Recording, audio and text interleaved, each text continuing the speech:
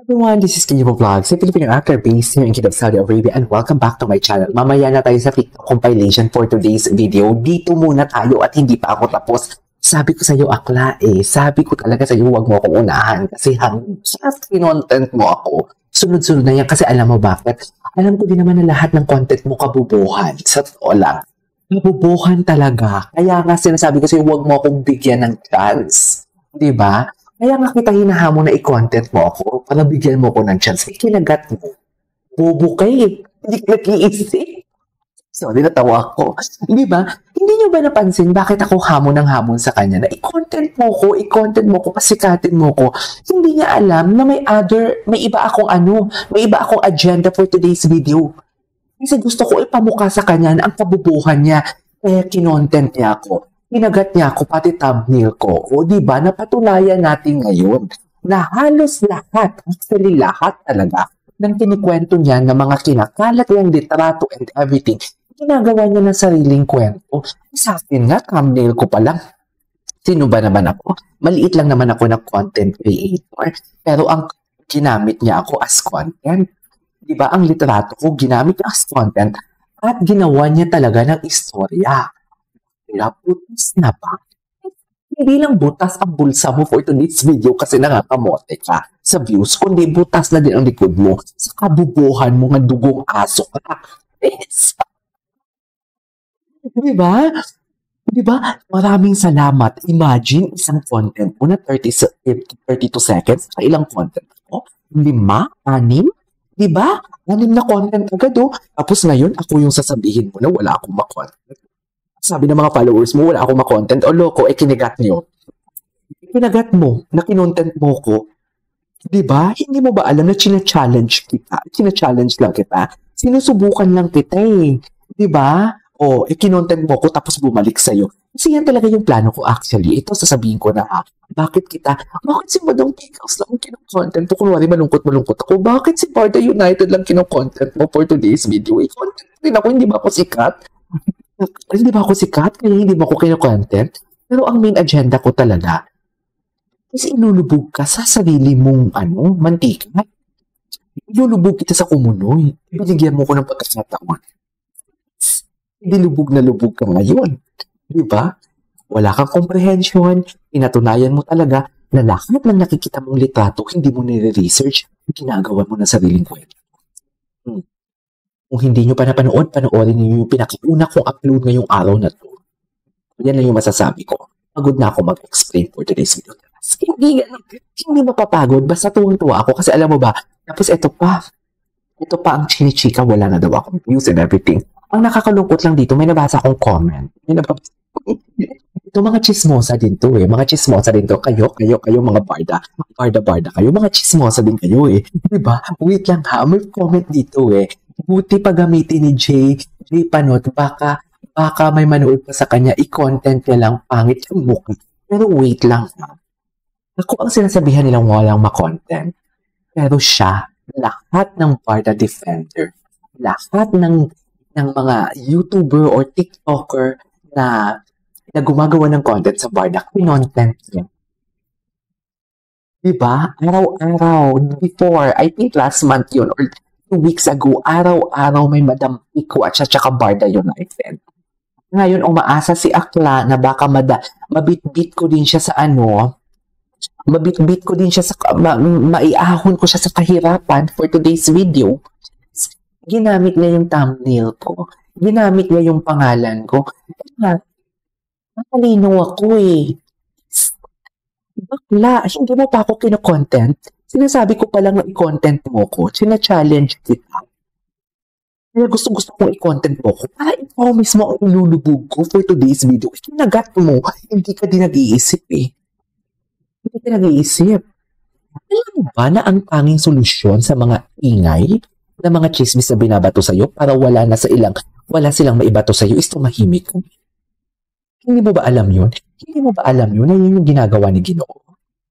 Sa lahat ng ingay, sa lahat ng chismis, may girlfriend and everything, pati si Barbie, kahit yung Barda, tahimik. So Barson, tahimik lang si Barbie, wala siya para matapos na, para walang continuation. Hindi mo ba naisip yun? Kaya china-challenge na kita. Kung hinamon kita, nagawan mo din ako ng content.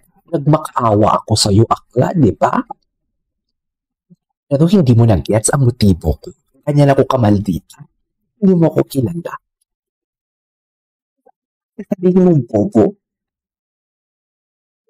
Sa pagmamayabang bakla, kung ikaw kumakain ka ng toilet tops, wala namang masama sa kumakain ng toilet tops, pero ako, Marks and Spencer ang tsokolate ko. Yabang. Yabang. Bakla ang cereals ko. Kung ikaw kumakain ng Kellogg's, Marks and Spencer ang kinakain ko. Oo, magyabangan tayo dito. Ang bobong katulad ko, is Marks and Spencer ang kinakain ko. So, ngayon sabihin mo akong namumulubi sa views? Parang sinasabi ng followers mo, ako yung namumulubi. Galing yun, bakla. Sir, yabang ko. Hindi naman sa pagmamayabang. Hindi ako mayabang, ha? Hindi ako mayabang. Napakahabol kong tao. Kaya nga sinabi ko kanina sa isang content ko, di ba? Sinabi ko kanina sa isang content ko, na parang nakukonsensya din naman ako, oo. Konsensya ako, pero kailangan talaga masampal ng katotohanan for today's video. Hindi pwedeng, pahimik lang ako. Ang mga followers mo, pag sabihin mo, lumipat mo sila sa akin, wala sila makukuha ang sasada sa'yo, dugong aso ka. Dugong aso. May bago ako sa'yo. Hindi ko na si Panocha, dugong aso. Hindi mo kaya.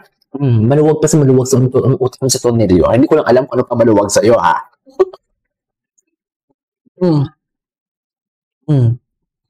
Bak na mabait kami mga Ilonggo. Kapag inunahan mo kami, sabi ko sa'yo, ginawa mo kong content, hindi na ito matatapos. Ngayon, alam mo talaga ng viewers ko. Hindi lang viewers ko, or maybe viewers mo din.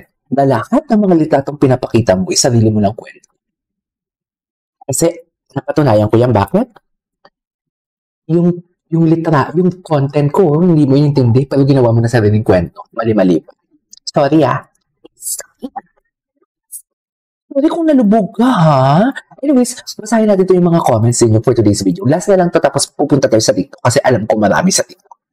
Wait lang. Jim Banot or baklang walang kilay na ang itawag mo sa kanya, hindi niya deserve ang Jim Barda. No, dugong aso na siya ngayon. Nakakahiya, pati kami mga taga-ECT na kabarda na dadamay mo. Uy, hindi ko kayo dinamay, ha? Mga taga-Angeles City, hindi ko dinamay, ha? Siya lang. Wala akong sinabing, ay, nabanggit ko kanina kasi Angeles City. Pero, nakaspecify naman yun, mami. Wala akong dinadamay dito. Wait lang, best day, kung kami na viewer, alam namin ang situation of fans, give and provide and spend finance just to enjoy. If we don't agree, we don't react to the post. But if we are, ito na. If I react with the heart, yan yung trika. Okay, buti pa gamitin niyo manonood, i-content niya ba? Swerte ni Jay ba, no? Okay. May nag-comment dito tawa-tawa sa tinawag ko siyang dugong aso. Natatawa din ako for today's video. Anyways, punta tayo dito for today's video. Si Bibi ang may Alex. Ako, yes, kay J Simple Jester, but super click to the bones. Indeed. Fake news peddler si Jim Barna. Fake news talaga siya. Kasi kahit ako, di ba, pinalenge ko lang siya. Pinagat niya talaga, no? Bakit nag-iisip na, okay, tigilan ko na to? Hindi nyo ba napapansin na hindi ko na din siya binabanggit lately? Pero kina-challenge ko talaga siya para may content mo ko. Content kasi na barda yun natin, ng pickles siya. Ano na siya i-content? Diba? Ano na siya i-content? Bakit sinasabi ko sa inyo, pag ang kaibigan ko may umaaway, mas galit pa ako na hindi naman ako pinapakailaman. Pinontent niya ako. Hindi may 5 content ako ngayon sa'yo or 6. Ang sad lang doon, wala masyadong views. At ang sabi pa doon, yun daw yung ang sabi doon, yun ata yung maliit niyang vlogs within 16 hours, 200 views lang. So, hindi talaga pala ako sikat. But, nakakalungkot naman. Kalungkot naman, hindi ako sikat. Anyways, that is all for today's video. This is Kejo Vlogs and see you on my next vlog. Bye!